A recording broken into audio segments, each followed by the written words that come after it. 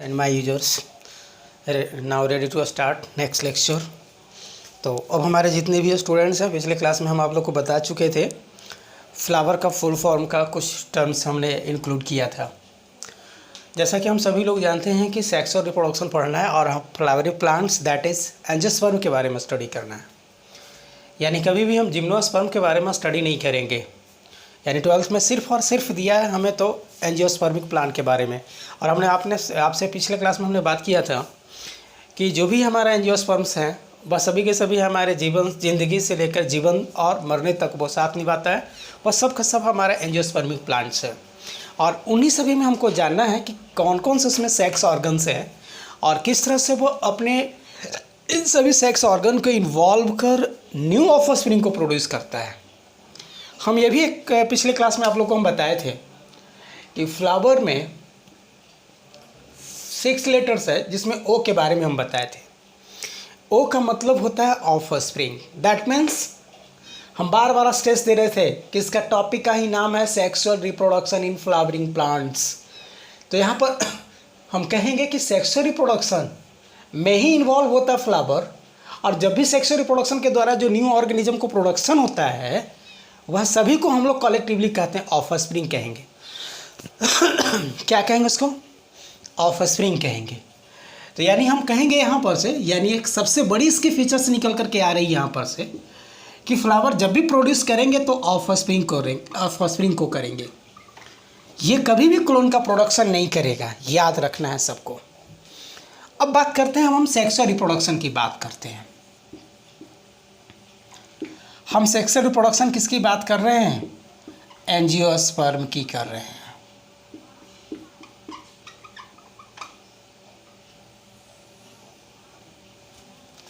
Sexual reproduction इन angiosperm की बात कर रहे हैं हम। और अभी इसका हम पूरा का पूरा टर्म्स का हम नहीं बता रहे हैं डिटेल, आगे चलेंगे तो डिटेल बताएंगे, ठीक है ना।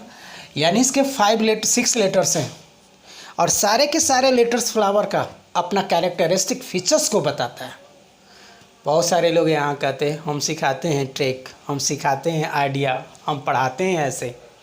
आप कंपैरिजन कर लो कि ये 6 लेटर्स का टर्म मात्र मैंने अभी 2 लेटर्स हमने आपके सामने डिस्कस किया है, ठीक है ना। यानी सारे के सारे मीनिंगफुल टर्म के साथ ही ये डेवलप किया गया फ्लावर टर्म को, जैसा कि हमने सीड में देखा था। आज देखते हैं इस फ्लावर के बारे में। तो यह सेक्सुअल रिप्रोडक्शन जो सबसे पहले डिस्क्राइब किया गया था, देखा गया था, उन वैज्ञानिक का नाम है कैमेरेरियस।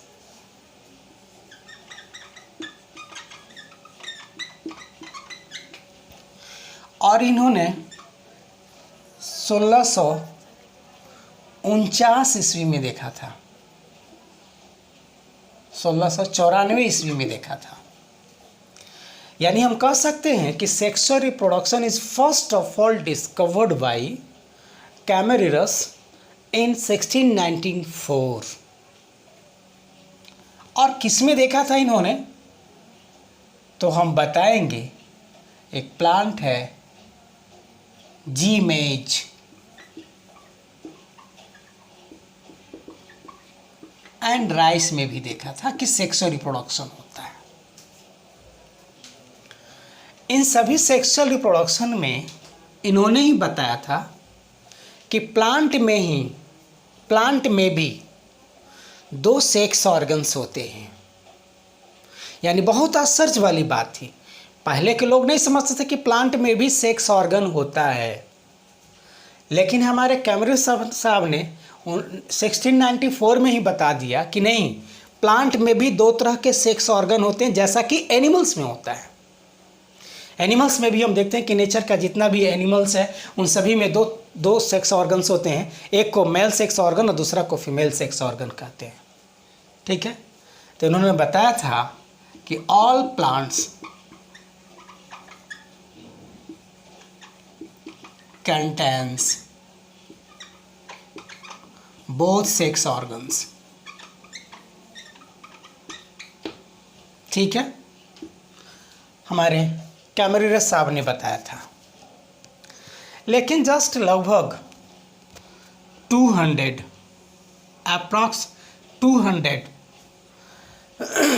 ईयर्स के बाद हमारे एक वैज्ञानिक थे अमीसी साहब ने,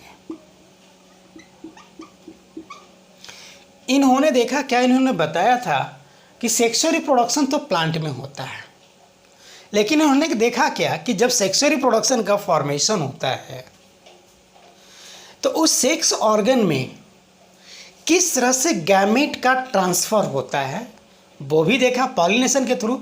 लेकिन जब पॉलिनेशन हो जाता है तो उसमें खास मतलब एक स्पेशल टाइप का स्ट्रक्चर्स का फॉर्मेशन होता है। जैसा कि हम देखेंगे, इस प्लांट को देखें, ये हमारा प्लांट का फीमेल सेक्स ऑर्गन है, याद रखेंगे। इसी तरह का फोटो होता है फीमेल सेक्स ऑर्गन का। जब इसका पॉलन ग्रेन आता है तो यहाँ पर ट्यूब लाइक स्ट्रक्चर का फॉर्मेशन होता है और इसी के थ्रू ये फीमेल गैमेट में जा कर के फ्यूज करता है, ठीक है।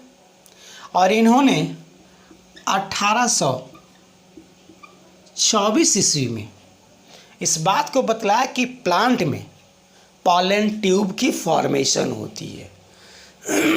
क्या इन्होंने बताया कि पॉलन ट्यूब का फॉर्मेशन कब होता है? जब यह हमारा सेक्सुअल रिप्रोडक्शन होता है तब, ठीक है। तो इन्होंने पॉलन ट्यूब के बारे में बताया, ठीक है। और उस प्लांट को देखा, उस प्लांट में इन्होंने देखा था जिसका नाम है पॉर्चुलिका, ठीक है। उस प्लांट में इन्होंने अमीसी साहब ने देखा था। लेकिन जस्ट करीब करीब 60 ईयर्स की बात है, 60 ईयर्स बाद है कि एक महान वैज्ञानिक थे जिनका नाम था स्ट्रासबर्गर।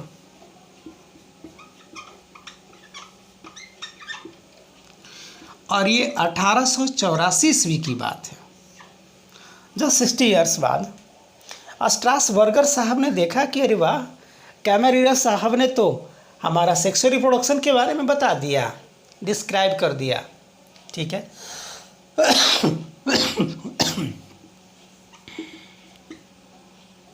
डिस्कवर्ड और डिस्क्राइब कर दिया,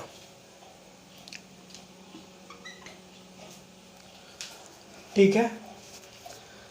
अमीसी साहब ने पॉलन ट्यूब के बारे में जानकारी दी, स्ट्रासबर्गर साहब भी सोचे कि वाह, इन दोनों तो बहुत अच्छे अच्छे काम कर डाले, तो हम भी देखते हैं क्या है भाई, कैसे इसमें सेक्सुअल रिप्रोडक्शन होता है और किस तरह से इसमें गैमेट फॉर्मेशन होता है, किस तरह से फ्यूज करता है, कैसे ये अपने नए नए ऑफस्प्रिंग को प्रोड्यूस करते हैं।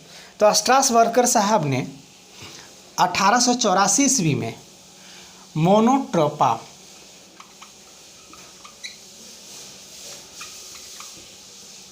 प्लांट को इन्होंने स्टडी किया और उसमें देखा क्या कि यह दोनों का दोनों मेल गैमेट और फीमेल गैमेट दोनों फ्यूज कर रहा है। और फ्यूजन की प्रोसीड्योर के बारे में स्ट्रासबर्गर साहब ने दिया, और हम जानते ही हैं, फर्दर क्लास में हम लोग जानेंगे भी, और पहले भी हम बता दिए कि when both gametes are fused to form new structures or procedure is said to be fertilization बोलेंगे। क्या बोलेंगे इसे? फर्टिलाइजेशन बोलेंगे। दैट मीन्स कहने का मतलब है कि हमारे स्ट्रासबर्गर साहब ने ये देखिए क्या कि हमारे स्ट्रासबर्गर साहब ने फर्टिलाइजेशन जैसे प्रोसेस को उन्होंने डिस्कवर कर दिया, और वो भी मोनोट्रोपा नामक प्लांट पर किया था। और इस तरह से हम लोगों ने देख लिया सेक्सुअल रिप्रोडक्शन ही एंजियोस्पर्मी के कुछ हमारा यह हिस्ट्री था, उसके बारे में हमने जान लिया। ये हिस्ट्री था किसका? तो सेक्सुअल रिप्रोडक्शन इन प्लांट के बारे में, ठीक है। अब आगे चलते हैं।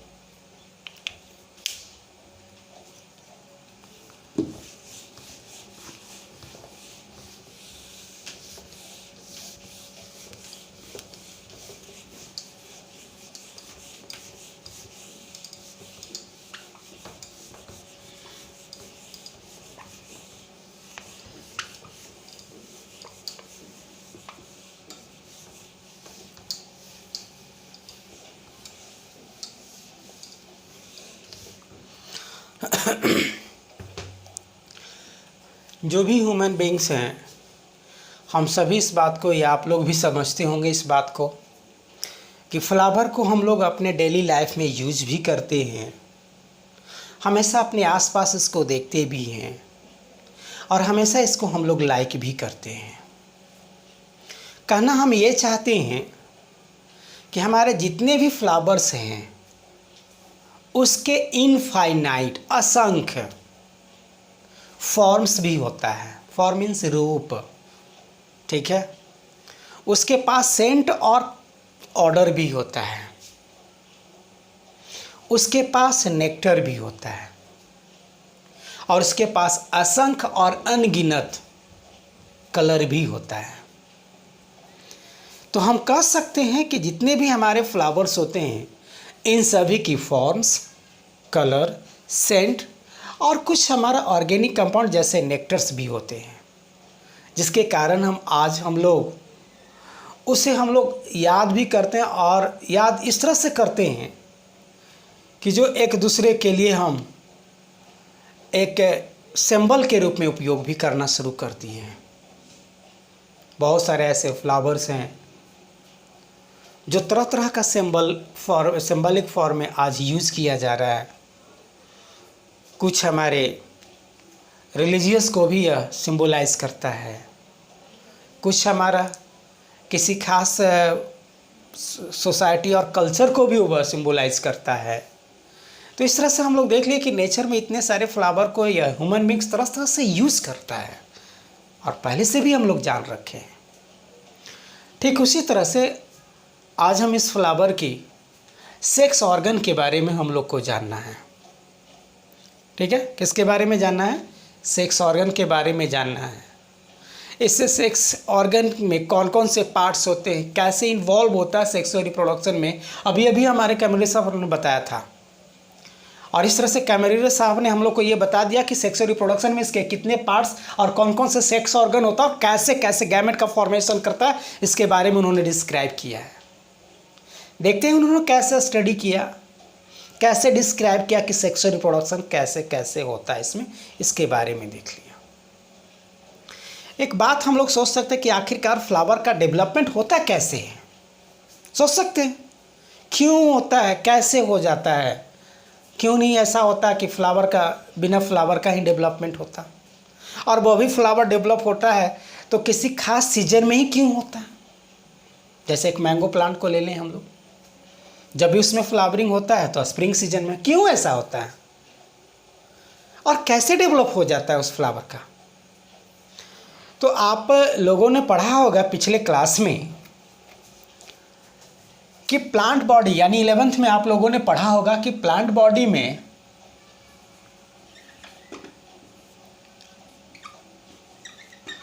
मेरिस्टेमेटिक टिश्यू होता है। क्या होता है? मेरिस्टेमेटिक टिश्यू होता है।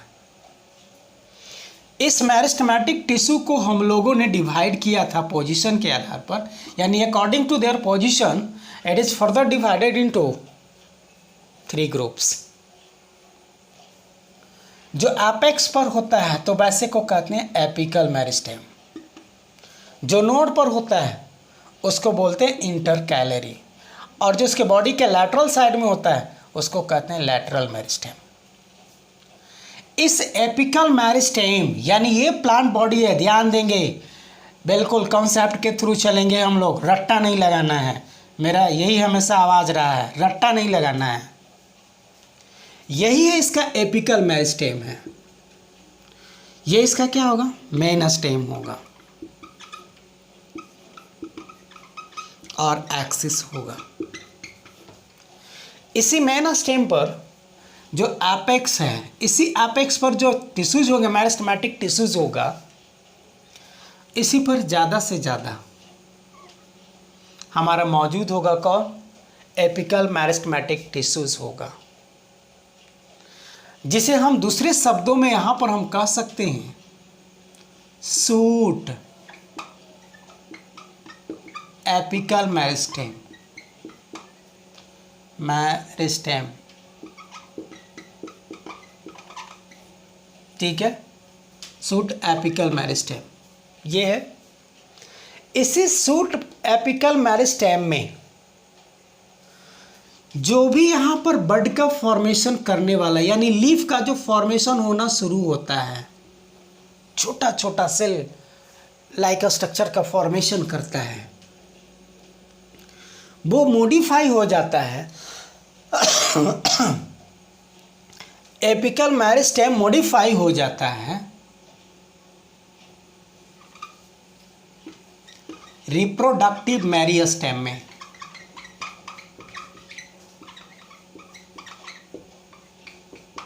ध्यान देंगे, ये मॉडिफाई हो रहा है, ठीक है।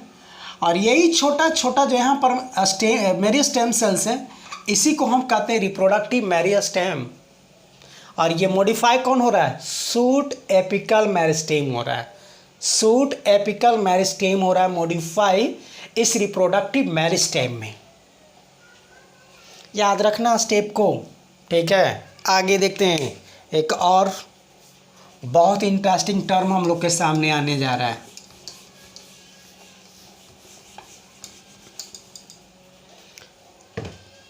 यही रिप्रोडक्टिव मेरिस्टेमेटिक टिश्यू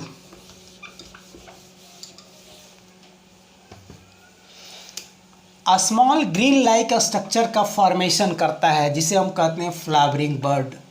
याद रखना प्यारे, क्या कहेंगे इसे? फ्लावरिंग बड कहेंगे। यह रिप्रोडक्टिव मेरिस्टेमेटिक, हाँ रिप्रोडक्टिव मेरिस्टेम है। इसका फॉर्मेशन इस शूट एपिकल मेरिस्टेम की मॉडिफिकेशन के कारण हुआ। शूट के साथ साथ लीफ भी होता है, याद रखना प्यारे, क्योंकि अभी बताया कि लीफी बॉडी और शूट का सेल यानी यह दोनों मेरिस्टेमेटिक सेल मॉडिफाई कर रहा रिप्रोडक्टिव मेरिस्टेमेटिक टिश्यूज में, ठीक है।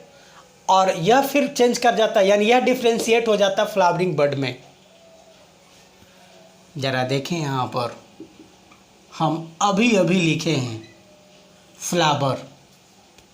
फ्लावर का नेक्स्ट लेटर एल है प्यारे, जरा मरते दम तक याद रखना, ठीक है ना, भूलना नहीं। यह लीव्स एंड शूट मॉडिफिकेशन होता है। Leaves and shoot modification. और ये है कौन? अभी अभी लिखा है, पहचान लो इसे, शूट एपिकल मेरिस्टेम है ये। शूट एपिकल मेरिस्टेम है, ध्यान से समझ लेना, भेजे में हटा लेना। यही फ्लावरिंग बर्ड हार्मोनल चेंजेस होने के कारण इसकी शूट एपिकल मेरिस्टेम चेंज कर जाता है या मॉडिफाई हो जाता है रिप्रोडक्टिव मेरिस्टेम में, हार्मोनल चेंजेस होने के कारण। याद रखना है, ठीक है ना। और यही फ्लावरिंग बर्ड उसी हार्मोन की उपस्थिति में, यानी in presence of hormones, flowering buds gets open. Such process is said to be anthesis, यानी हम कह सकेंगे दूसरी बात में, blooming of flowering bud known as anthesis कहेंगे। क्या कहेंगे इसे? एंथेसिस कहेंगे। इस तरह से हम लोगों ने देख लिया फ्लावर के ये सारे के सारे स्ट्रक्चर्स के बारे में, ठीक है। अभी अभी हमने बताया कि रिप्रोडक्टिव मेरिस्टेम डेवलप होता है फ्लावरिंग बर्ड, और फ्लावरिंग बर्ड के द्वारा ही जब भी विकसित होता है तो फ्लावर का होता है, ठीक है ना। सॉरी, ऐसे लिखिएगा अरेंज करके, फ्लावर, ठीक है ना। और ऐसे प्रोसेस को हम लोग कहेंगे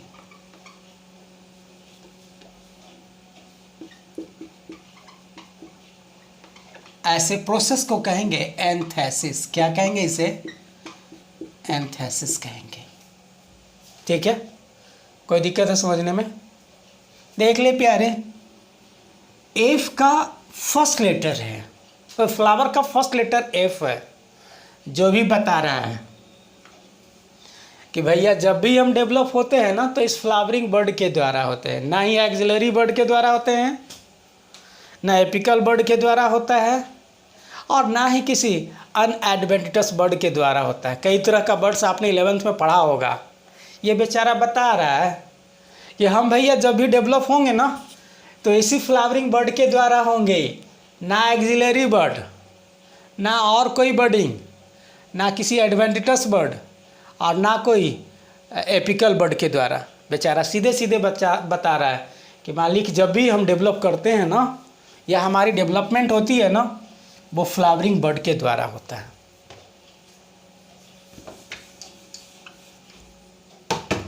किसके द्वारा होता है? फ्लावरिंग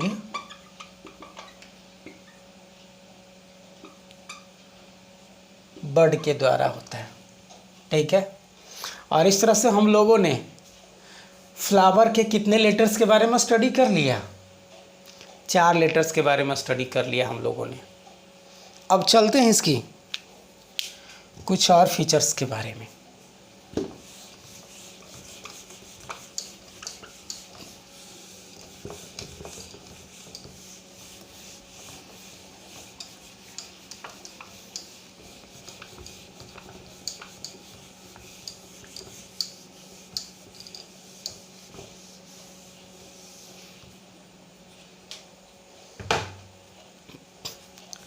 देखेंगे अब हम लोग को पढ़ना है इसमें pre fertilization, structures and events के बारे में पढ़ना है।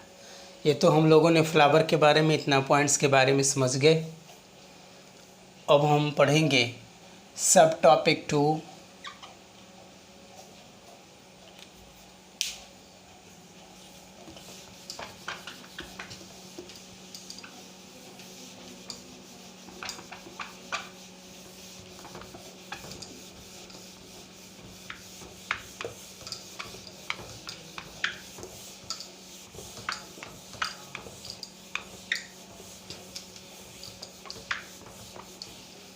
हम आप लोग को पिछले क्लास में भी बताए थे, याद रखेंगे कि जिस तरह से ह्यूमन बींग्स के पैल्विक रीजन में सेक्स ऑर्गन होता है, ठीक उसी तरह से जितने भी हमारे एंजियोस्पर्मिक प्लांट्स होंगे उसके दोनों का दोनों सेक्स ऑर्गन फ्लावर में होगा। याद रखना है, कभी भी किसी तरह का कोई कन्फ्यूजन में नहीं फंसना है।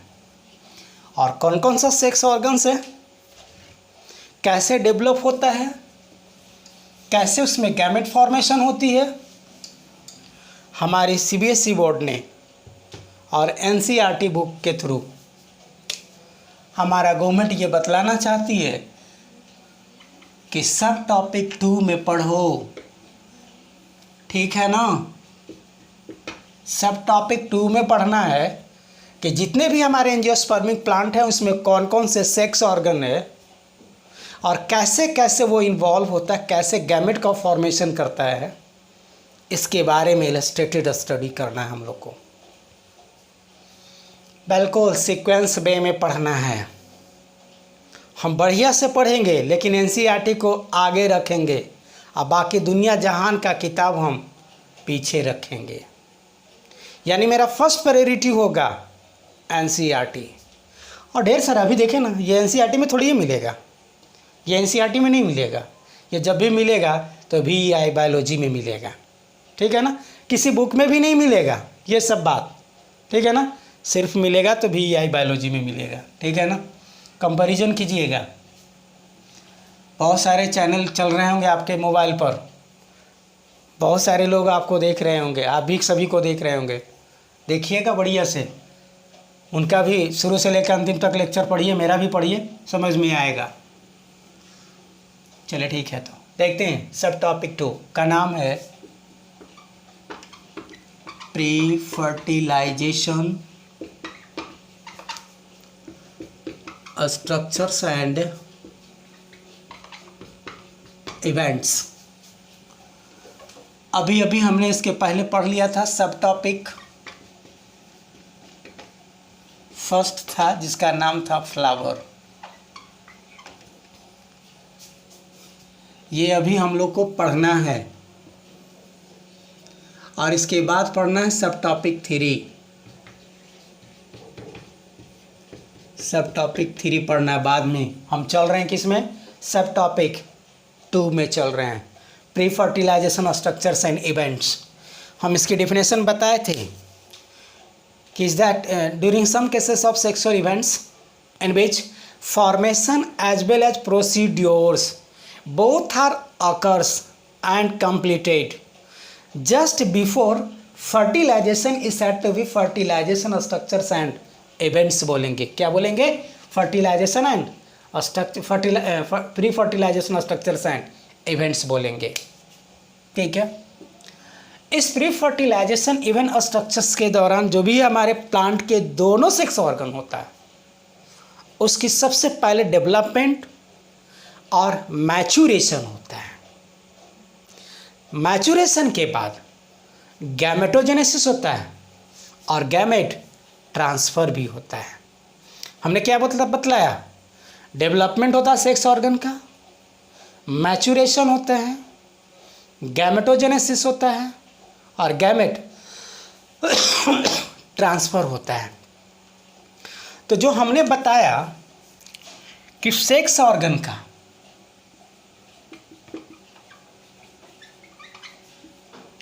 फॉर्मेशन हो रहा है और मैचुरेशन हो रहा है, यह दोनों का दोनों प्यारे यह प्री फर्टिलाइजेशन स्ट्रक्चर्स है, याद रखना है। ठीक है, और दूसरा इवेंट्स की बात कर रहे हो ना, ये सेक्स ऑर्गन हुआ। दूसरा कौन है? इवेंट्स, यानी 2 तरह का इवेंट्स है। पहला को हम कहेंगे गैमेटोजेनेसिस और दूसरा को कहेंगे गैमेट ट्रांसफर। ओके, क्या बोलेंगे? गैमेट ट्रांसफर बोलेंगे। तो हम लोगों ने देख लिया कि नेचर में जो भी हमारा प्लांट्स का सेक्स ऑर्गन है उसकी फॉर्मेशन और मैचुरेशन जब भी पढ़ेंगे तो प्री फर्टिलाइजेशन इवेंट्स और स्ट्रक्चर्स में पढ़ना है, और इवेंट्स के रूप में जब ये स्टडी करना है तो गैमेटोजेनेसिस और गैमेट ट्रांसफ़र के बारे में स्टडी करना है। तो हम कहेंगे ना कि ऑल फ्लावरिंग प्लांट्स और angiospermic plants are contains sex organs, that is both sex organ, that is male sex organ as well as female sex organ.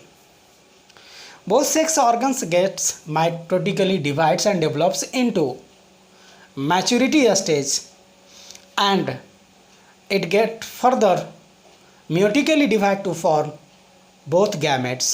Such procedure is said to be gametogenesis. And after then, male gametes gets released from male sex organ and it gets blows or transferred by different method or different medium up to female sex organ, that is gamete transfer।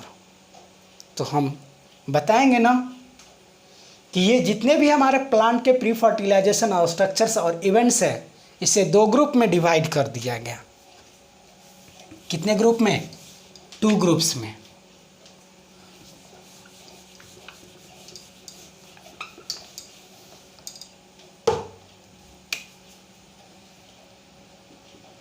First को कहेंगे pre fertilisation, number आप लोग maintain रखिएगा, pre fertilization structures, ठीक है, और दूसरा है प्री फर्टिलाइजेशन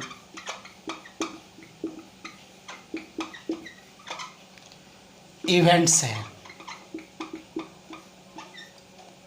कौन है? प्री फर्टिलाइजेशन इवेंट्स है। फर्स्ट है गैमेटोजेनेसिस और सेकंड है गैमेट ट्रांसफर। अब ये गैमेट फॉर्मेशन, हाँ, और ये स्ट्रक्चर्स है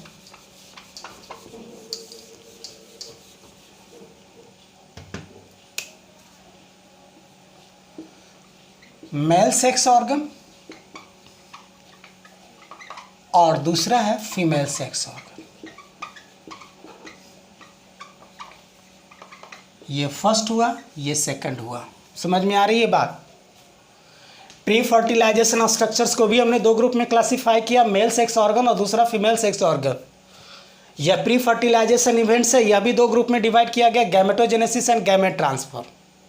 ठीक है, और ये जब भी पढ़ेंगे तो सिर्फ हम एंजियोस्पर्मिक प्लांट्स के लिए पढ़ेंगे, एनिमल्स के लिए नहीं, कभी भी नहीं। ये सिर्फ ये दोनों का दोनों हमारा अभी सब टॉपिक में, क्योंकि हम पढ़ रहे हैं सब topic pre fertilization structure events. इस टॉपिक का नाम है sexual reproduction in flowering plants और एंजियोस्पर्मिक प्लांट्स बोलेंगे। ठीक है, और इस तरह से हम लोगों ने देख लिया यह मेल सेक्स ऑर्गन है। चलते हैं अब हम लोग फर्स्ट में प्री फर्टिलाइजेशन स्ट्रक्चर्स के बारे में स्टडी करना है। अब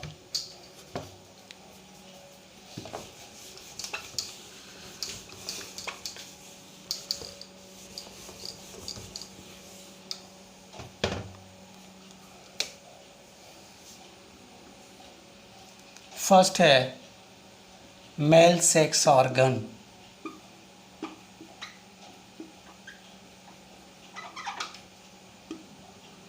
और इसी का दूसरा नाम है stamen, comma micro sporangia and microspore. और इसी को कहते हैं हम लोग पॉलन ग्रेन भी कहेंगे। यानी पहला में हम लोग को पढ़ना है, अब हम लोग पढ़ेंगे किसी भी फ्लावरिंग प्लांट की सेक्स और मेल सेक्स ऑर्गन हो जिसका नाम है स्टामेन, इसमें उपस्थित माइक्रोस्पोरेंजिया के बारे में, और इसमें डेवलप होने वाले माइक्रोस्पोर और पॉलन टेट्राड के पॉलन ग्रेन के बारे में पढ़ेंगे। तो हम नेक्स्ट क्लास फिर मिलेंगे। इसी के साथ थैंक्स कहते हैं। आप लोग सभी का यूट्यूब चैनल स्टडी कीजिए, ज़रूर स्टडी कीजिए, और बेटर हो कि बढ़िया से आप लोग स्टडी करें यूट्यूब चैनल को। जो भी जितने सारे हमारा ऑल ओवर इंडिया में या बिहार में चल रहा है सभी को स्टडी करें, बेहतर से समझें। इसी के साथ थैंक्स बोलते हैं।